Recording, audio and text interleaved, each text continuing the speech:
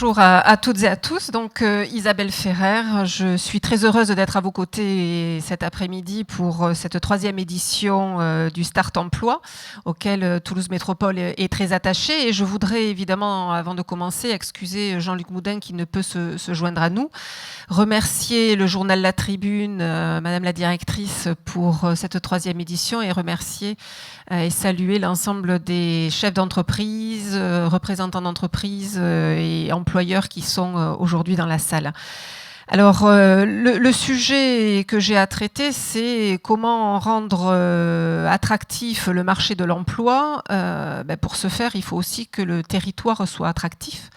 Et c'est ce sur quoi la collectivité et la majorité municipale dont je fais partie travaillent depuis 2014 pour mettre en œuvre et faire en sorte que le territoire soit à la fois une ville pour Toulouse plus mobile, plus tranquille, plus facile, avec un cadre de vie qui soit effectivement des plus appréciables pour ses habitants et avec une qualité de vie qui soit également appréciable. Et je crois qu'on peut tous se féliciter de la manière dont est perçue Toulouse à la fois par ses habitants et par les gens de l'extérieur.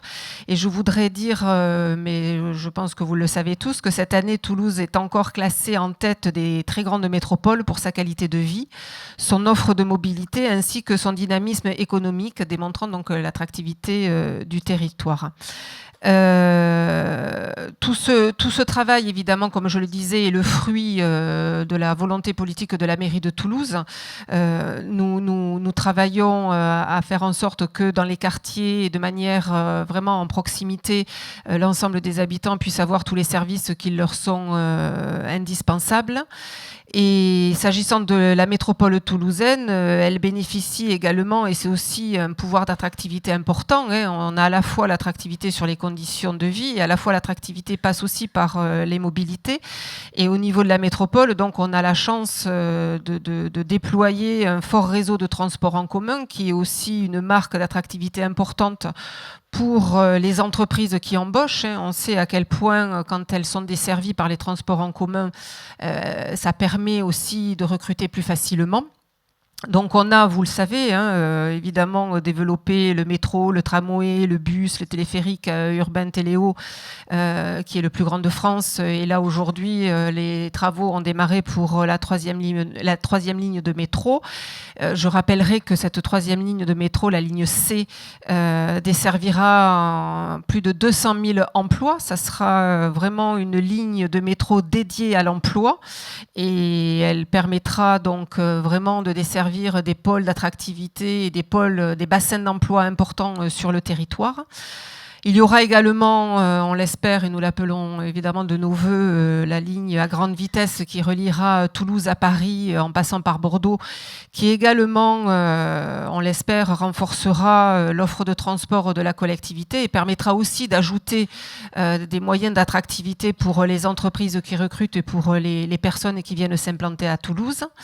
Et puis l'attractivité, c'est aussi lié au bassin et au tissu économique de nos entreprises. Je rappellerai que nous disposons sur le territoire d'un tissu d'entreprises de 130 000 entreprises qui permettent à Toulouse de rayonner tant au niveau national qu'international. Ça a été dit au démarrage et je le redis ici, Toulouse est la capitale européenne de l'aéronautique et du spatial. Airbus, ATR, leurs sous-traitants, mais aussi le CNES et de multiples start-up sont autant d'acteurs basés à Toulouse qui permettent à notre ville de rayonner à l'international grâce à des réussites et à leurs innovations. Mais la métropole soutient fièrement ce secteur d'activité, ça a été dit, qui recrute. On a vu qu'effectivement, post-Covid, il y a eu un petit peu de difficultés au niveau de ce secteur, mais qui s'est considérablement ressaisi. Et aujourd'hui, les besoins sont énormes.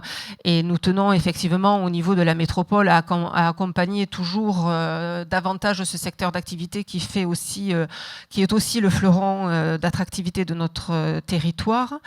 Et Toulouse Métropole se positionne également sur les secteurs dits des mobilités décarbonées. Donc vous savez qu'en périphérie de Toulouse, sur l'aérodrome de Francazal, dès 2024, sera implanté le plus gros campus d'Europe dédié à l'hydrogène vert. Nous avons l'ambition de faire là le berceau d'une filière industrielle et de services autour des transports du futur. Actuellement, ce sont 32 entreprises et 350 emplois qui sont accueillis sur ce site de Francazal. Et donc, c'est un bassin aussi d'emplois très important. Nous nous impliquons également sur la mise en place du futur campus du Grand Matabio qui sera dédié au numérique. Vous savez toutes et tous que l'intelligence artificielle est un sujet qui se pense dès aujourd'hui. Un emploi sur 12 à Toulouse est lié au numérique et fait la place donc à de fortes opportunités d'emploi. Nous avons effectivement des start-up et des sociétés comme Anity, Digital 113 et puis la French Tech et la Mêlée Numérique qui sont des acteurs importants pour notre territoire et qui contribuent également à son attractivité. Et enfin, je n'oublie pas évidemment l'ensemble des entreprises, des artisans et des commerçants qui ne sont pas dans ces secteurs de pointe, mais qui pour autant, de par leur savoir-faire, font rayonner également notre ville. Et je rajouterai qu'au 1er janvier 2023, Toulouse comptait près de 500 000 habitants, très légèrement derrière la ville de Lyon. Chaque année, l'aire d'attractivité toulousaine gagne plus de 17 000 habitants par an. C'est dire à quel point on a aussi une attractivité importante, hein, et pour beaucoup d'eux, ces personnes viennent à Toulouse pour le cadre de vie, mais aussi pour son attractivité professionnelle.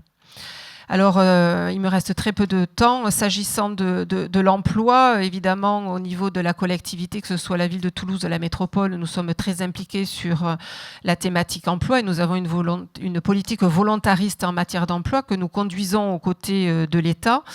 Et nous mettons en place un certain nombre d'actions. J'en citerai juste rapidement quelques-unes. Le PLI, qui est le plan local pour l'insertion et l'emploi. Notre objectif est de ne laisser personne sur le bord de la route et d'accompagner l'ensemble des personnes qui recherchent un emploi.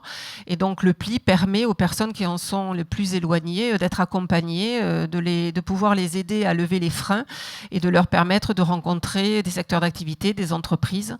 Et donc nous accompagnons comme ça 3000 personnes par an environ. Et nous accompagnons de la même manière, hein, au travers du PLI, des entreprises qui n'ont pas forcément des services RH et qui font appel à nous pour qu'on les accompagne dans la définition des postes à pourvoir, dans l'élaboration des profils de poste et également dans éventuellement le sourcing de personnes que nous pouvons par ailleurs recevoir.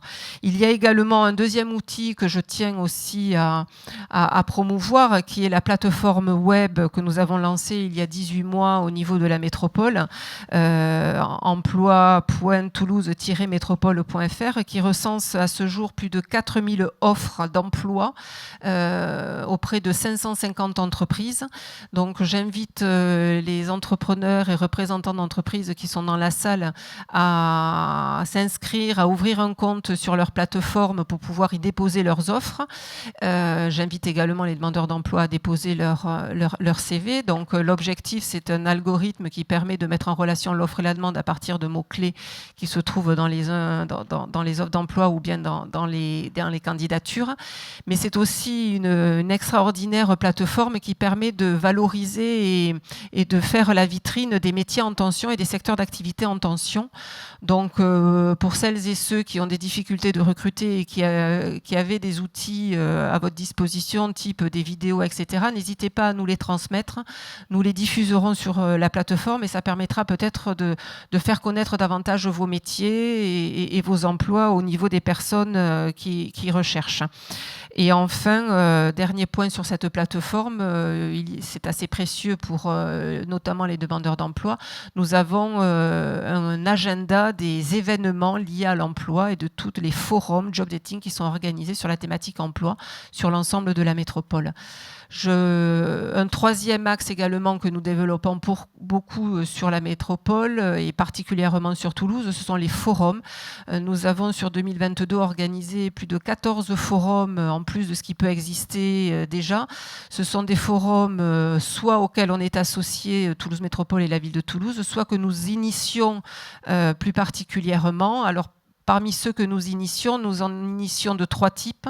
Des forums thématiques sur des métiers extrêmement en tension. Nous avons par exemple organisé en 2022 un forum sur les métiers liés aux espaces verts, les métiers de la petite enfance ou les métiers de l'animation.